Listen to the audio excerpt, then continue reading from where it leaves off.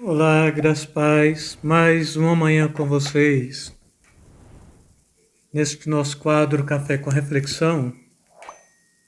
E durante esta semana, foi uma semana de abordagens que de fato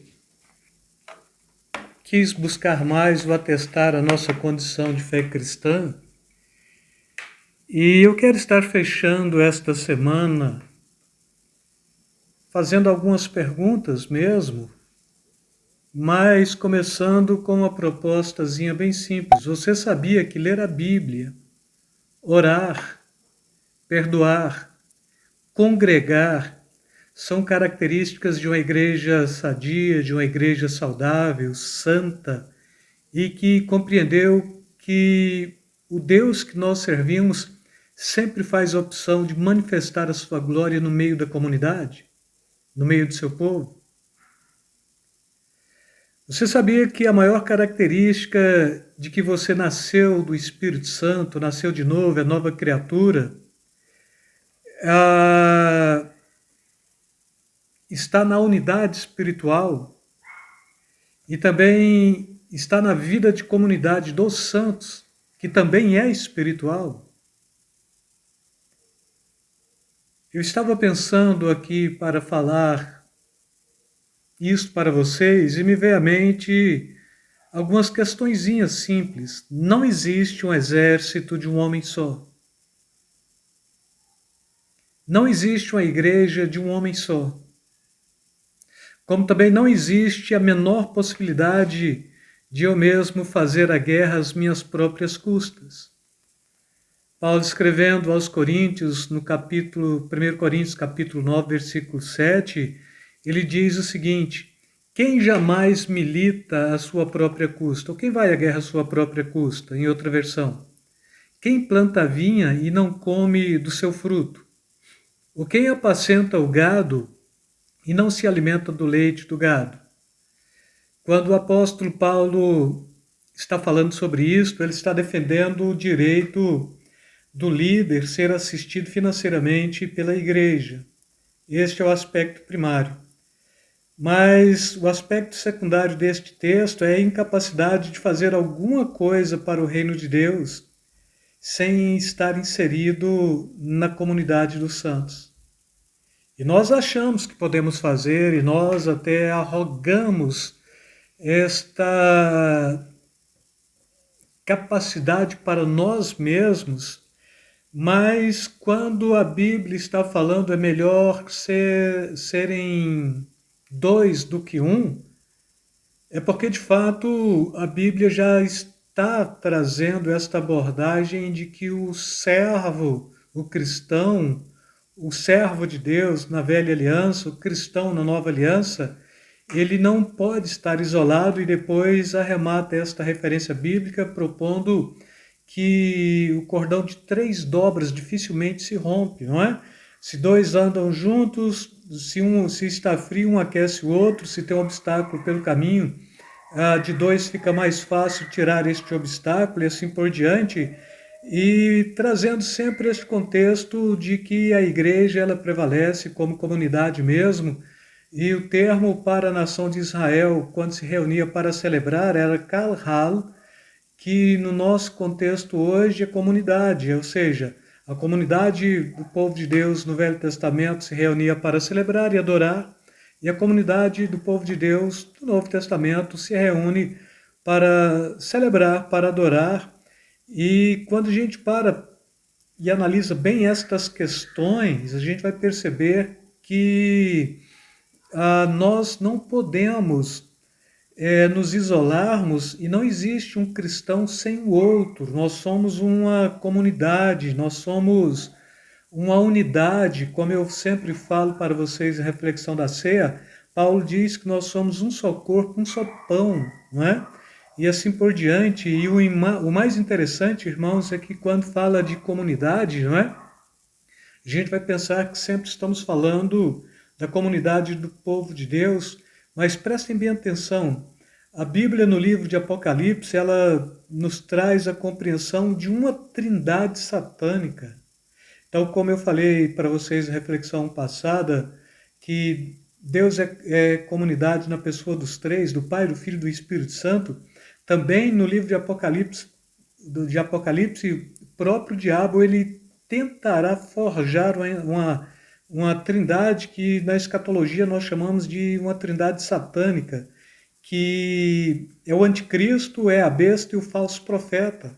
Agora compreendam bem, se as próprias trevas vivem em unidade para conspirar contra o povo de Deus, não seria razoável pensar que mais poderoso do que as trevas somos nós, quando unidos como igreja do Deus vivo para celebrar os mistérios de Deus? Quando você está lendo a carta que Paulo escreve aos Efésios, ele está falando que a nossa luta ela não é contra a carne e sangue, mas ela é contra principados, potestades, dominadores dos ares, espíritos da maldade.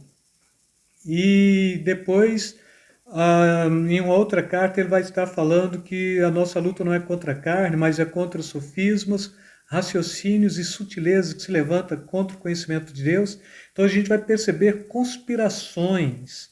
Então assim, o próprio mundo das trevas, eles vivem em harmonia para intentar e para combater o povo de Deus e o próprio povo de Deus que deveria estar em plena harmonia, em plena comunidade, em plena unidade. A gente se permite se ausentar, se distanciar e de alguma forma nos tornarmos presa fácil para o inimigo de nossa alma, porque quando estamos só, o inimigo com muita facilidade ele tira proveito das nossas vidas. Por missão a igreja deve manifestar o reino de Deus. Por missão a igreja deve levar esta mensagem do reino de Deus a toda criatura. Por missão a igreja deve ser uma comunidade perfeita. Apesar de que a perfeição é um ideal, talvez ela não seja real, mas a proposta de cada cristão é fazer a sua parte neste reino para que possamos, à medida do crescimento de cada um, idealizar esta proposta a fim de se tornar real, um povo real, uma missão real, algo concreto, sólido, não é? Consolidado. A missão da igreja é a vida de unidade, de comunidade em perfeição, é o que a Bíblia está nos trazendo. E assim, a igreja do Senhor, ela sempre vai estar em unidade e vivendo em comunidade. Não significa dizer que, olha, a igreja é imperfeita. A igreja ela é perfeita. Ela é perfeitíssima, porque esta igreja foi fundada pelo próprio Jesus. Sobre esta rocha edificarei minha igreja, e as portas do inferno não prevalecerão contra ela. Imperfeitos somos nós, homens. Por isso o problema de falar, bom, mas eu consigo ser igreja em casa. Se a gente não consegue viver em comunidade, como que a gente vai conseguir ser igreja em casa? Não é? Se a minha capacidade de ser perfeito está na vida do outro, como é que eu posso arrogar e atestar isto para a minha própria vida, irmãos? E a compreensão que eu quero trazer última para vocês neste contexto, nesta reflexão que propus nesta semana, é que cada cristão deve fazer a sua parte mesmo para que a gente chegue na condição de sermos não uma igreja ideal, mas uma igreja real, perfeita, plena, absoluta, amadurecida, sadia, concreta. Mas se não conseguirmos aqui, com certeza conseguiremos este feito nos céus, quando Jesus então vir para levar o seu povo.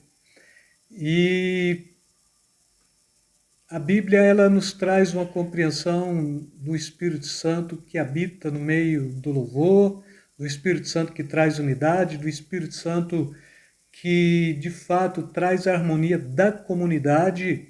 E é meio complexo pensar em alguém fora da comunidade que faz a opção de estar longe da comunidade, atestando a sua veracidade cristã no isolamento, de fato fazer parte de uma igreja e ter esta compreensão de que o Espírito Santo que habita para que haja harmonia na comunidade possa de fato habitar o seu coração, e quando Jesus voltar para buscar esta comunidade, buscar este povo, eu tenho cá minhas dúvidas de que no seu isolamento você consiga ir para o céu se você não consegue viver em plena harmonia, em plena comunidade e em plena unidade aqui enquanto igreja, enquanto tendo como proposta estarmos nos amadurecendo para de fato carimbarmos o nosso passaporte para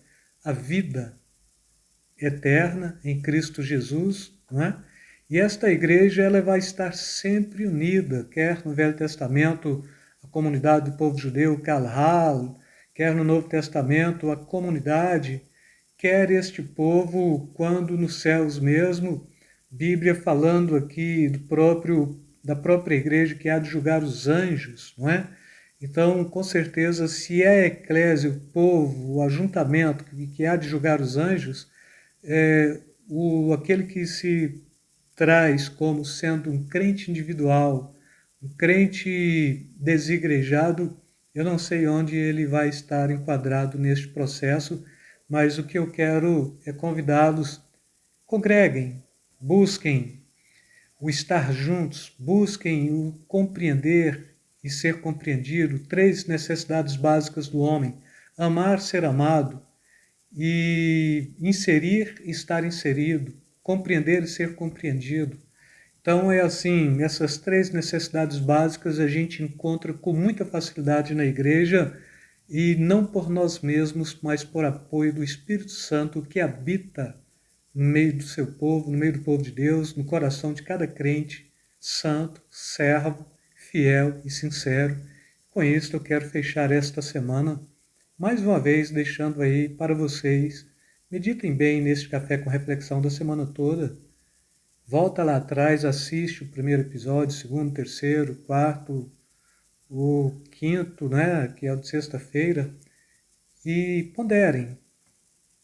E busquem de fato serem isto que a igreja cobra, ou que o reino cobra de cada um de nós, sermos uma igreja que caminha para dimensionar cada vez mais o reino de Deus na face da terra. E com isso eu quero deixar aqui mais uma vez beijo na alma, beijo no coração, e quero despedir de vocês na paz e na graça de nosso Senhor e Salvador Jesus Cristo. Deus vos abençoe, amados. Fala, povo de Deus! Já estão disponíveis as nossas xícaras personalizadas. Os que se interessarem, deixem um eu quero nos comentários do vídeo abaixo que logo a gente entra em contato.